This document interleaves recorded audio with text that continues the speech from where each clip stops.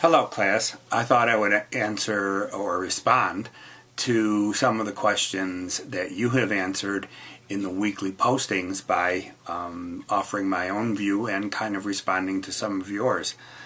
As far as the workplace, the changing workplace affecting us, I think it can't help but do so.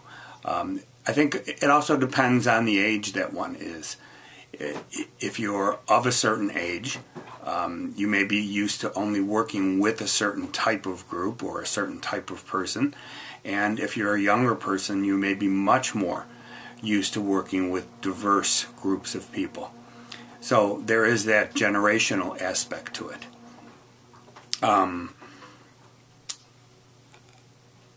I think mainly majority workers tend to, or I shouldn't say tend to, but may think of the emergence of both women and other minorities into the workplace as an intrusion sometimes, but that's just kind of the natural order of the way things that have progressed, or the way things have progressed. Both the fact that feminism contributed to women's insistence on education and equal opportunity in the workplace, the financial situations of the past few decades have kind of mandated that we have a dual income family. And in many cases, many couples, be they gay or straight, have no choice but for both people to work.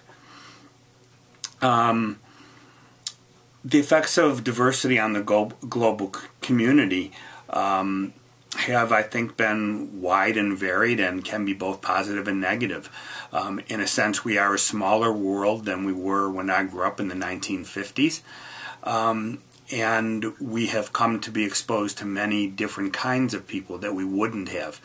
I know Sharon had commented as far as the stereotype question about being Italian, and that there being lots of stereotypes about people who are of our descent, and there are, none of which are helped by the events of the past week, in which 120 people were arrested in New York City who were related to mob activities and all parts of the major crime families, and all of them, I think, as far as I could see, to a T, had Italian last names. They all ended with a vowel.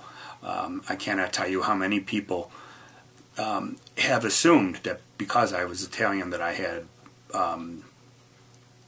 relatives or knew of people in the mafia, neither of which I did, actually. I also noticed that there was a remark about being a hairdresser, which I also used to be. And there are stereotypes about that. Being that I was an adult learner, that was what I did for much of the time while I went to school to support myself and my family. So there are lots of different issues surrounding all of those areas. Are the effects positive, negative, or mixture? I'd say they're definitely a mixture. Being that we are a global economy and that news spreads so quickly, I don't think any of us are immune to the effects of what happened on 9/11. Can have a certain queasiness when we're in an airport or on an airplane with people who might look like they're of Muslim descent. Certainly most people who are of that faith are peaceful people. It just so happens that the number of people who were radicalized and who attacked our country that day were of that faith and had certain physical characteristics that resembled one another. Your own view of cultural competence or cultural diversity, I think depends on your experiences. In the psychological profession, cultural competence means that we need to, before servicing the client from a culture that is very much different than ours, do as much as we can to find out about that culture, and if we don't feel comfortable, to refer that client to somebody else.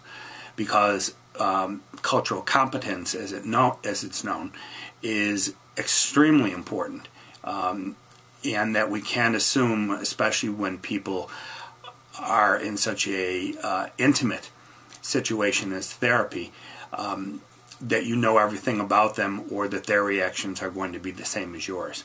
So gaining cultural knowledge can only benefit all of us. We all hold stereotypes about diverse populations. Again, getting back to Sharon's, she shares a similar background to me.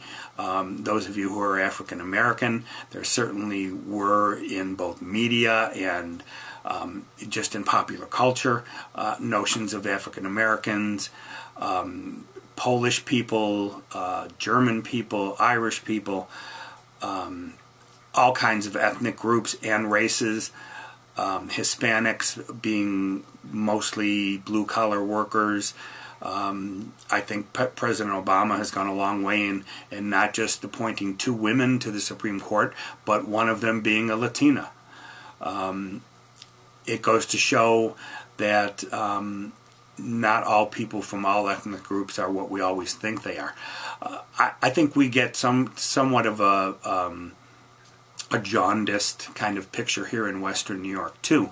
My son lives in Los Angeles, and it is much more common to see middle and upper middle class people of mainly Mexican descent there than it would be here.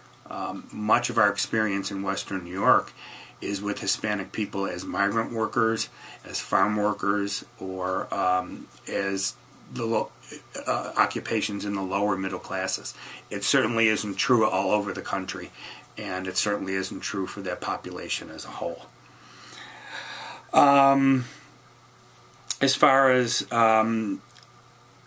stereotypes held about the group that you belong to, I think we've all been victim of it. As I've mentioned, I have been victim of too, both being Italian and at one point in my life being a hairdresser, and people making assumptions about both of those things, none of which were true. However, as I said before, I think I mentioned before, stereotypes are what are known as cognitive shortcuts. They give us kind of a snap way of judging people without investing too much psychological or emotional energy. They're not accurate. We have reason and rationality in order to fight them, but they can often win out over our reason and our rationality, especially when we're making snap judgments. So stereotypes are something that exist, that we all are prone to have, and that by virtue of the fact that we are thinking people can counteract by making a conscious effort to do so. The way people view the world certainly does affect how they view other people and their relationships. It has an effect on how much we trust other people, how much we let other people who are different from us into our lives, even our intimate relationships. Worldviews can range from largely the American view, where we are absolutely free in most cases to choose who it is we want to be partnered with, to other countries that we would refer to as more traditional, where marriages and relationships are arranged and people have no choice whatsoever. Those would have to create a vastly different view of what the world is like, whether it's friendly to you or not, whether it's hostile or not. So all of these things come into play when we're talking about diversity, when we're talking about worldviews, and when we're talking about stereotypes. So I look forward to discussing this more when I meet all of you at the residency. Thanks.